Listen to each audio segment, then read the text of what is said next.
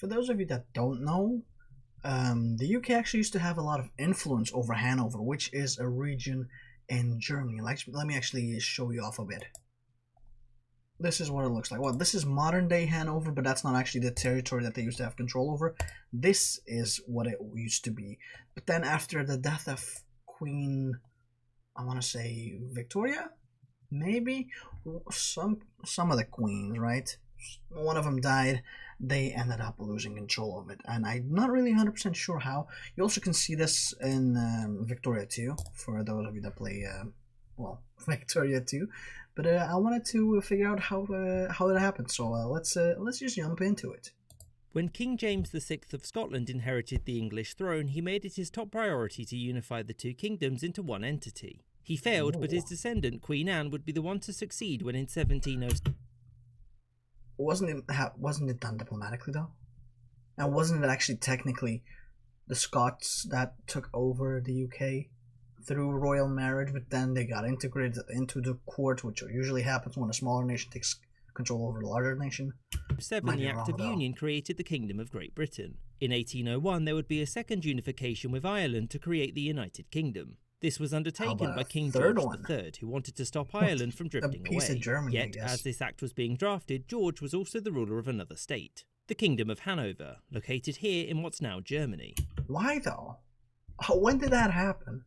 Is this one of those incest, royal marriage, Habsburg type of things that I'm just not aware of? And, despite Britain and Hanover sharing the same rulers for over 120 years, the two never unified, which raises the... Wait, how much? Britain and Hanover sharing the same rulers for over 120 years. 120? Dude! If you're in a royal marriage for 50... If you're in a personal union for 50 years, you can start integrating them. It costs you a fair bit amount of diplomatic power, but it's doable. Look at EU4. I do it all the time. Why didn't you integrate them? The two never unified. I guess they were disloyal. Which raises the question, why? Why didn't Hanover join the United Kingdom, and why did the two eventually go... I know the answer. Border gore. It's probably border gore. So first, a bit of background. In 1714, when Queen Anne, who had no heirs, opted out of living, the British throne passed to her closest Protestant relative, George I, the Elector of Hanover. He swiftly moved to Britain because that's where the money and the power were, and the two kingdoms were thereafter run separately but with the unified foreign policy. From the beginning, though, the two domains were seen as very separate entities by both sides. Hanoverian culture was very different to Britain's, and there was very little in the way of shared history. But that makes sense, but still, that didn't stop you from annexing everything else. Newsflash, India and the UK tend to not be that culturally similar, yet they still annex that shit. Just saying.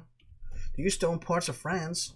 Between them in the same way that England and Scotland had. Furthermore, from the perspective of Hanover, the elector... And I feel like back in the day, Scottish and English culture still was somewhat different. The only difference was that they had a shared history of, well, Nordic invasions, I guess. Leaving the country and running it mostly from London meant that local leaders felt that it had largely been reduced to a British puppet state. And in Britain, leaders there didn't exactly have high opinions of Hanover either. It was seen as an autocratic liability, since it had previous disputes with Sweden, France and Prussia that Britain would now have to take a side in. Furthermore, George I and II were largely... It's free land, dude. Zero aggressive expansion. Disliked in Britain since they were seen as being too foreign and too fond of Hanover. George III had the opposite problem, and despite reigning for ever, he never visited Hanover. And it was during his reign that the electorate of Hanover was conquered and disestablished by Napoleon. And after his defeat, there was a lot of opposition in Hanover to the restoration of the British monarchy there. In the end, though, George's representatives won out, and not only was Hanover enlarged... But why was there all of a sudden a lot of resistance to it? Because from what I can understand, they didn't get treated poorly or anything. It was also made and Britain allowed them to do their own thing. Kingdom with George as its first monarch. Usually, a lot of resistance happens when people are just completely getting repressed. They're like, oh, you're not allowed to speak your own language, you have your own culture, this and that. Although not long after this, his son would succeed him as George IV. So with the same king in charge of the two states, was there any formal attempt to unite the two? Nope. And the reason for this was that Britain was a quickly liberalising country with established limits on royal and noble power, whereas Hanover was not. And in the wake of the Napoleonic War...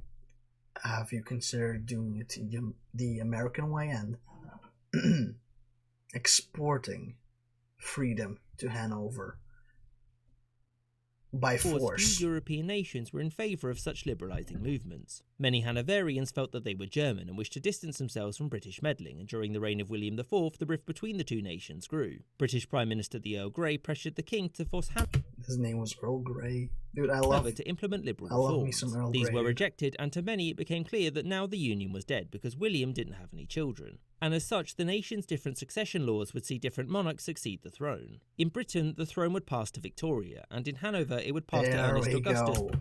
That's what happened. It's not the death of a queen, it's the ascension of a queen. Queen Victoria, in fact. Oh, that makes so much sense now. Because under Salic law, no girls allowed. And so, in 1837, when William died, the two kingdoms went their own separate ways. The British were by and large glad that Hanover wasn't their problem anymore. And the Hanoverians were glad that they could finally pursue their own destiny without foreign interference. Something which they would proudly do for 29 whole years before being conquered by Prussia. And British influence there would be forever gone, barring its occupation. Yeah, but I mean, at the same time, they did feel more closely aligned to, well, the Germans or Prussians, so it makes sense. Although I do wonder how opposed or how elated were they when they got conquered or by them in the wake of the incorporated, Second World War. rather. I hope you enjoyed this episode and thank you for watching, with a special thanks to my patrons, I do wonder. But anyway, that's another episode of the new React channel, Taki Senpai. Well, I say React channel, it really isn't. I just wanted to do this for a long time, didn't really have any opportunity to do this. I'll probably do this as well when I start streaming again in like a month. Because it seems like a lot of fun to get that back up again. You know, do a mix of gaming and reacting to videos that I enjoy watching. Other than that, you know, as you know, I've started to edit a lot of my videos, which takes me a lot of time and effort for, frankly, very little money these days. I make less than half of what I used to make. Actually, let me show it off how little it is. It's 38 euros a month for my entire month's worth of work. I do twice as much work as I used to do with this, but only earn half as much. And then, I know I don't do it for the money, but at the same time, it's like, man, I can't, justify spending as much time as I do, as much as I want to. So I don't know. Maybe I should probably launch a Patreon. I've been thinking about it. Launch a Patreon and just work 4/5 of a day if I get up to a certain amount, so that I can both have the time to do this as well as work. But anyway, that's neither here nor there. I'll do a proper announcement if I do decide to make it. Anyway, I do hope you've enjoyed it. Make sure to leave a like, comment, subscribe if you did. Hopefully I'll see you next time, and hopefully you have a nice day. Bye bye. Mwah.